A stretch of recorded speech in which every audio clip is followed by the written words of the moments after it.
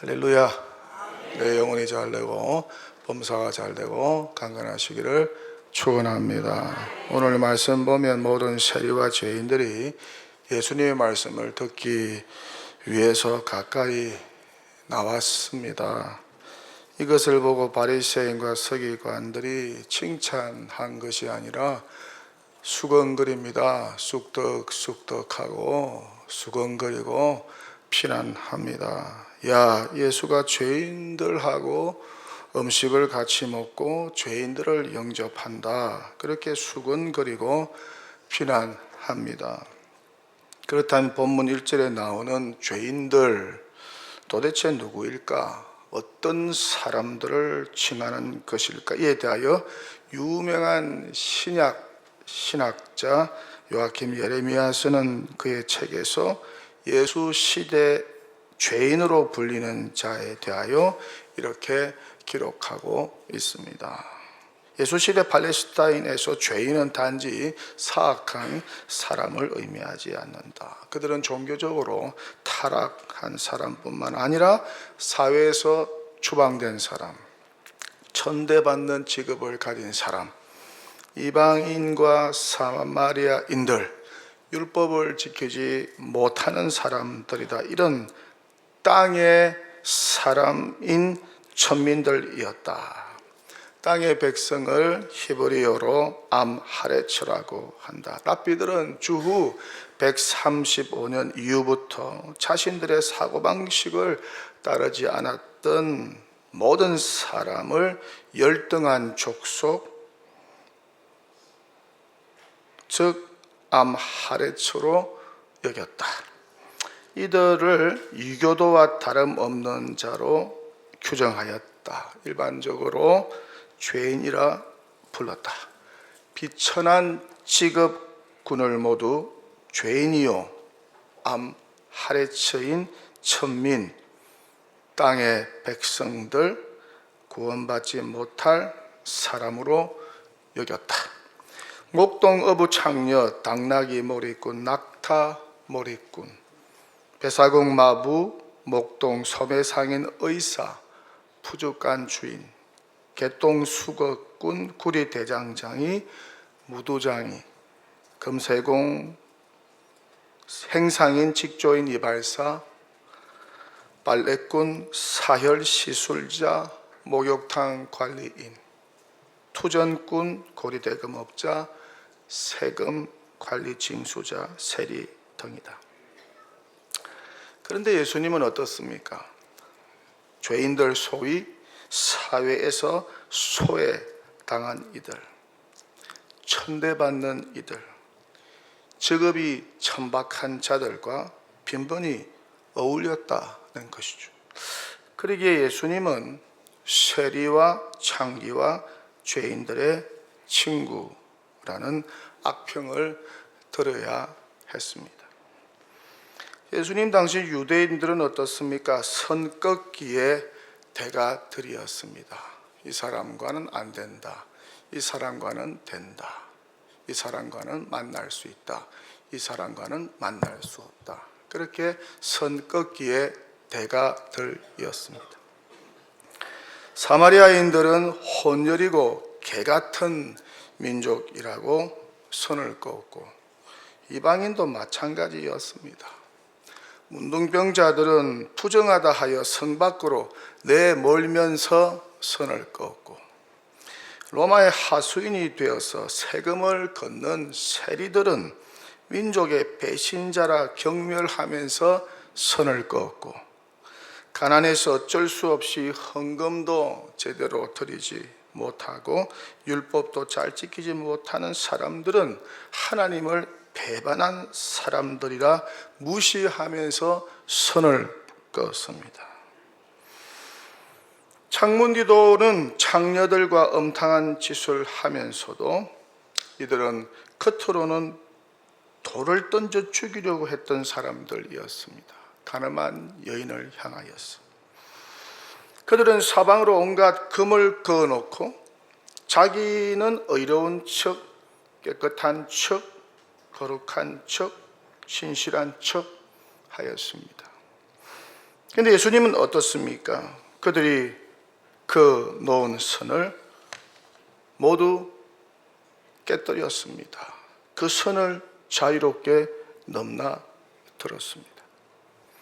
그들이 인간 쓰레기로 취급하는 이들조차도 만나시고 받아들이신 분이 바로 예수님이셨다는 것입니다. 예수님은 부정하다고 손가락질 받는 사람을 자신의 식탁 교제에 초청하신 것입니다.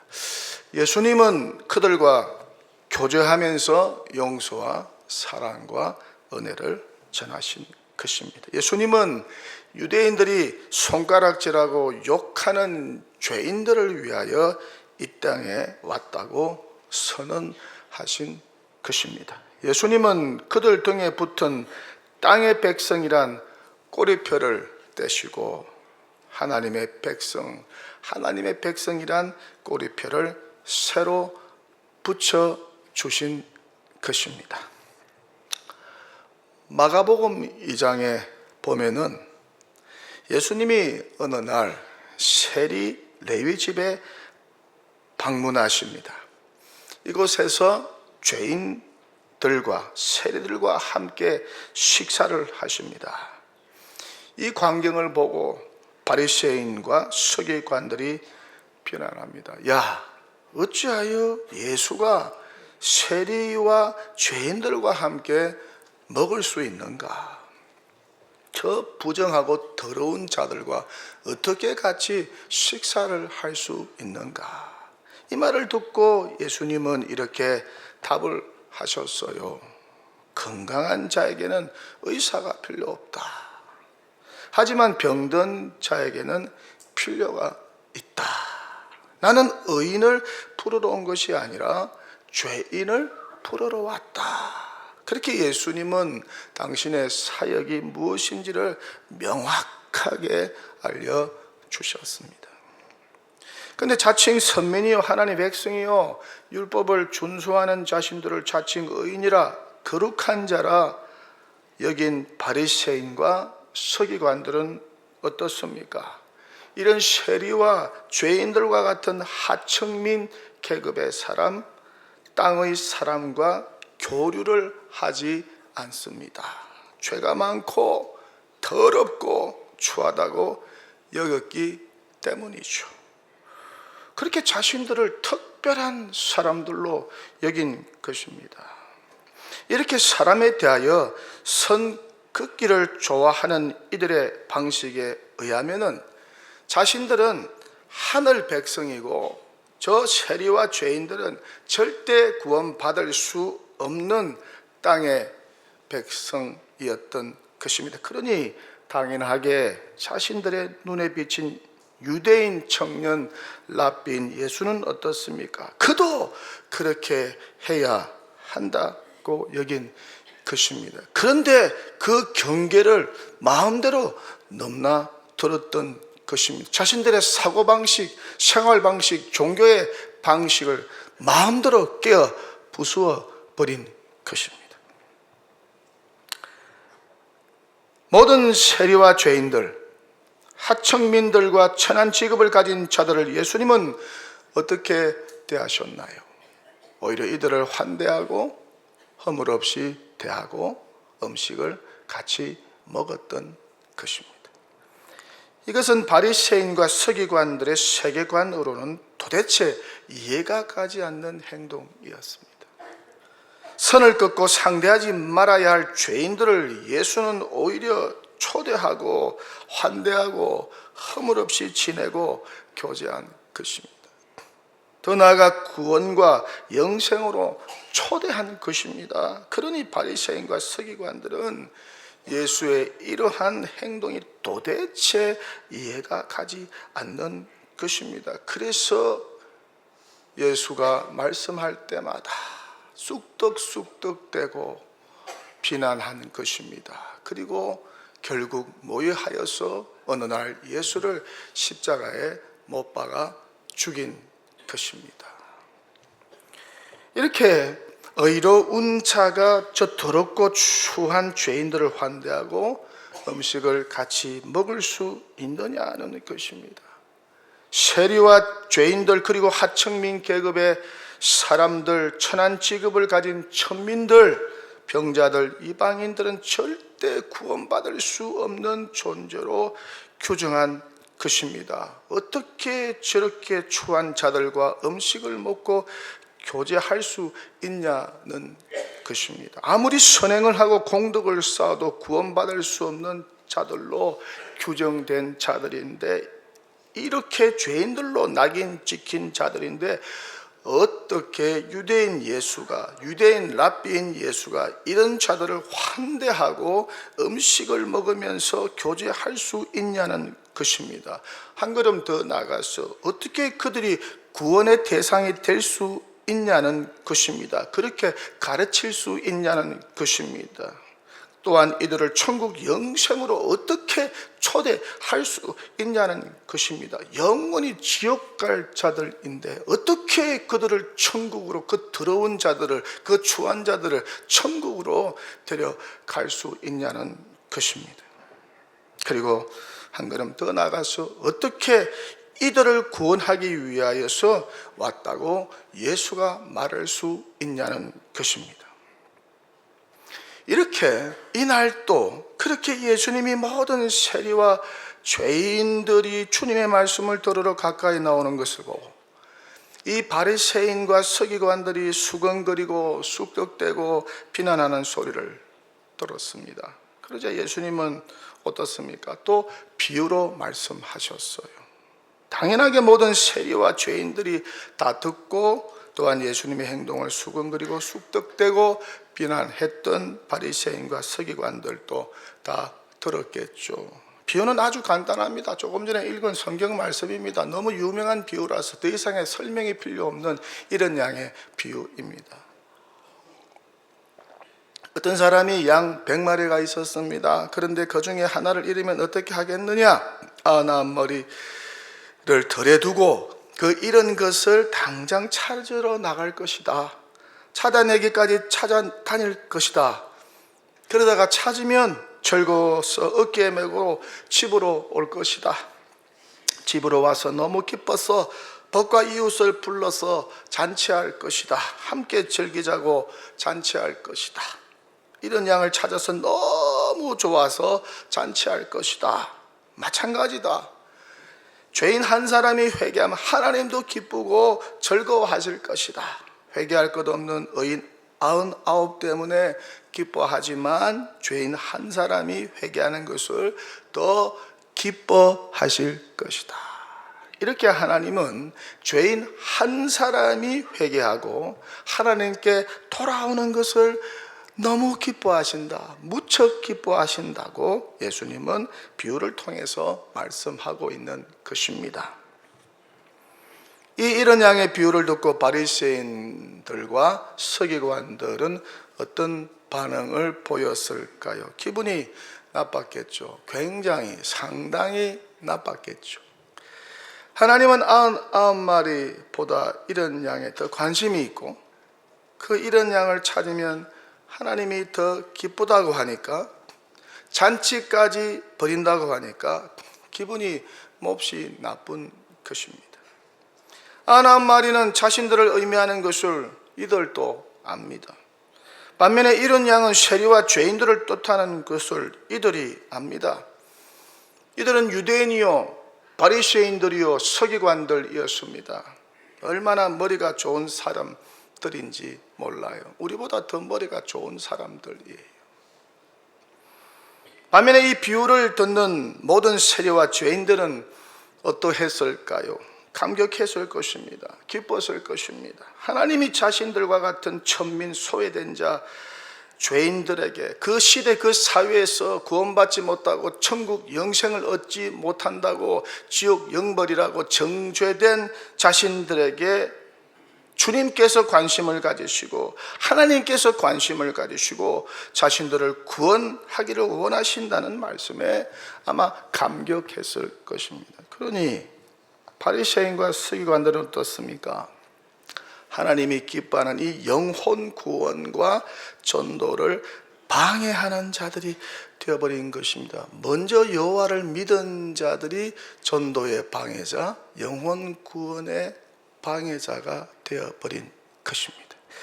사실 이들은 영혼 구원과 전도에 전혀 관심이 없어요. 무관심합니다. 선민이요 의인들인 자신들만 구원받았으면 되었다고 여겼습니다.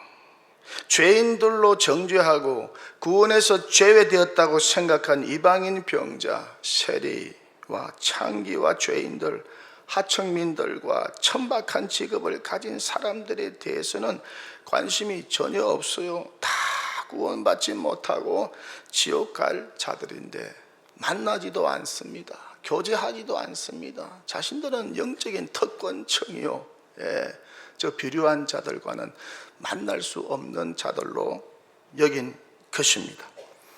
오직 자신과 자신들의 공동체밖에 관심이 없는 것입니다. 자기들만 좋으면 되는 겁니다. 자기들만 모여서 똘똘 뭉치면 되는 것입니다. 자기들만 재미있으면 되는 것입니다. 희낭랑하면 되는 것입니다. 자기들만 그렇게 구원받으면 되는 것입니다. 자기들만 의롭게 살면 되는 것입니다. 자기들만 영생 얻으면 되는 것입니다. 왜요? 자신들만 하나님께 구원받은 백성들로 여겼으니까, 자신들만 계명에 순종하는 자들로 생각했으니까, 자칭 의인으로 여겼으니까. 구원에 관하여 이런 이기적인 생각을 가진 바리새인과 서기관들의 구원관과 세계관을 어떻습니까? 예수님은 비유를 통해서 박살을 내신 것이죠. 깨어버린 것입니다. 그렇게 살면 안 돼. 그렇게 하나님 믿으면 안 돼. 그렇게 교회 생활하면 안 돼. 그렇게 신앙생활하면 안 돼. 이와 비슷한 비유가 또 나오죠. 이런 드라크마의 비유도 마찬가지입니다. 한 여자가 10드라크마가 있는데 한 드라크마를 잃어버렸습니다. 그래서 등불을 켜고 찾다가 결국 찾습니다. 이런 드라크마를 찾아서 너무 기쁩니다. 이렇게 하나님은 잃어버린 영혼, 죄인 한 사람이 회개하면 그렇게 기뻐하신다는 것입니다. 탕자의 비유도 마찬가지죠. 이런 아들을 아버지가 찾습니다. 탕자가 다시 돌아와서 회개하지요. 아버지는 기뻐서 잔치를 배설합니다. 그런데 큰아들은 화를 냅니다. 큰아들은 유대인들이죠. 탕자는 이방인이죠. 그런데 아버지는 기쁩니다. 아버지는 하나님 아버지 아니겠어요? 잃었다고 얻었기 때문에 너무 기뻐하십니다. 이것이 하나님 아버지의 마음이라는 것이죠. 이 마음을 회복하라. 이 마음을 회복하라는 것입니다. 바리새인들이여, 서기관들이여, 먼저 여호와를 믿은 여러분들이여, 이 하나님 아버지의 마음을 회복하라. 이렇게 주님은 말씀하고 있는 것입니다. 이렇게 예수님의 관심은 어떻습니까? 교회 밖에 있는 사람, 물론 교회 안에 있는 사람에게도 관심이 계시죠. 사랑하세요. 이미 구원받은 하나님의 자녀이니까 얼마나 사랑하시겠어요. 그 사랑을 우리가 듬뿍 받았잖아요.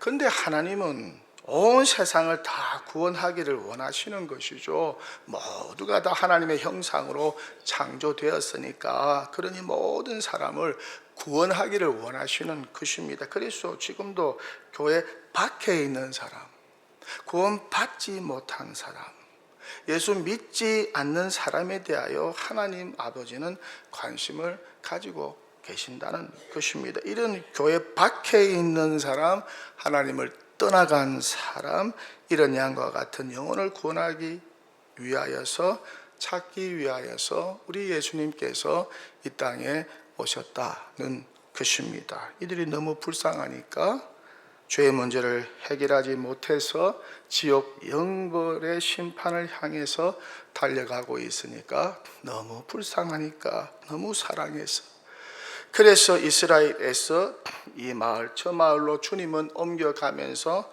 전도하시고 복음을 전한 것입니다. 죄사함을 선포하고 구원을 선포하고 천국 영생을 선포한 것이죠. 누구든지 세리든지 죄인들이든지 천민이든지 이방인이든지 누구든지 예수 믿으면 구원받을 수 있다고 선포하신 것입니다. 이러시되 우리가 다른 가까운 마을로 가자.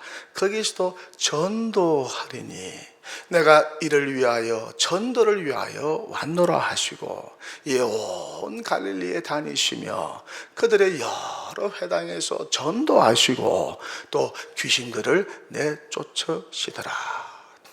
내가 의인을 부르러 온 것이 아니요 죄인을 불러 회개시키러 왔노라. 이 사명을 주님께서 교회에 주신 것입니다. 그래서 지상 교회는 전도의 공동체라는 것입니다. 주님의 이 전도의 사역을 계승한 전도의 공동체라는 것입니다. 누구든지 자신을 하나님의 아들로 또한 구주로 죄에서 구원하는 구원자로 믿으면은 모두가 다 죄사함을 받고 구원받아서 하나님의 자녀가 된다고, 천국 영생을 소유하게 된다고 이 마을 저 마을 다니면서 예수님은 전도하셨어요. 이 복된 소식을 이런 양과 이방인과 세리와 죄인들에게 천민들에게 전하기 위하여서 제자들을 전도자로 파송하셨죠. 또한 70인을 훈련하여서 전도자로 각 동네와 각 지역으로 둘씩 짝을 띄어서 파송하였습니다. 70인을 전도자로 파송하면서 주님은 이렇게 말씀하셨어요. 너희 말을 듣는 자는 곧 내 말을 듣는 것이요 너희를 저버리는 자는 곧 나를 저버리는 것이요 나를 저버리는 자는 나 보내신 이를 하나님을 저버리는 것이라 하십니다. 그러면서 주님은 탄식하셨죠. 추수할 것은 많되 일꾼이 적다. 추수할 것은 많되 일꾼이 적다고 탄식하셨어요. 그렇게 당시 이스라엘 여호와의 공동체는 전도에 무관심하였다는 것입니다. 영혼 구원과 전도에 무관심하였다는 것입니다. 이들이 바로 바리새인과 서기관들이었다는 것입니다. 그러니 바리새인과 서기관들 같은 교회가 되면 안 되겠죠. 전도에 무관심 교회, 무관심한 교회. 우리 동독교회는 어떤 교회일까요? 전도에 관심이 있는 교회일까요? 전도에 무관심한 교회일까요? 저와 여러분의 관심은 어디에 있습니까? 예수님과 관심과 나의 관심을 한번 비교해 보십시오. 하나님 아버지의 마음과 그분의 관심과 나의 관심을 한번 비교해 보십시오. 나에게도 이런 양을 찾아야 하겠다는 열정이 있는지, 이런 양을 찾는 기쁨으로 그 기도로 충만해 있는지, 죄인 한 사람을 회개케 하여서 구원하는 일에 이 전도와 영혼 구원에 관심을 가지고 있는지, 영혼 구원과 전도, 태신자를 품고 태신자의 명단을 제출하고 그 영혼 구원을 위하여서 기도하는 일에 관심이 있는지, 예수님처럼 우리도 교회 밖에 있는 사람들의 관심을 가져야 하지 않을까. 하나님의 사랑, 십자가의 사랑을 깨닫지 못하고 죽어가는 사람들, 지옥을 향하여 가는 사람들, 죽음 이후에 하나님의 심판을 받을 사람들, 두 번째 사망인 지옥 불못을 향하여 가는 사람들, 이런 양들에게 예수님은 관심을 가지고 계셨다는 것입니다. 이런 양이 목자가 없이 낭떠러지를 만나면 어떻게 될까요? 양은 목자 없이 살 수가 없어요. 길을 찾을 수가 없어요. 시야가 너무 좁으니까 눈앞에 보이는 것만 볼 수 있는 것이 양입니다.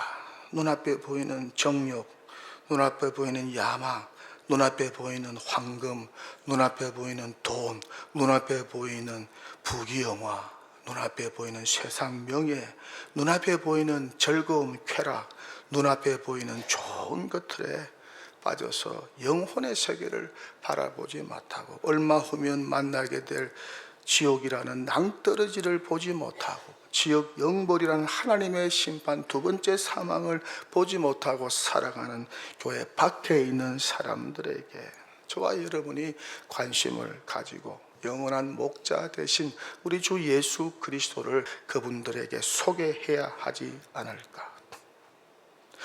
여러분, 간혹 제가 저 청량리 사거리에 가면요, 많은 현수막이 이렇게 붙어 있는 것을 봅니다. 아마 여러분도 운전하시면서 걸으면서 보았을 겁니다.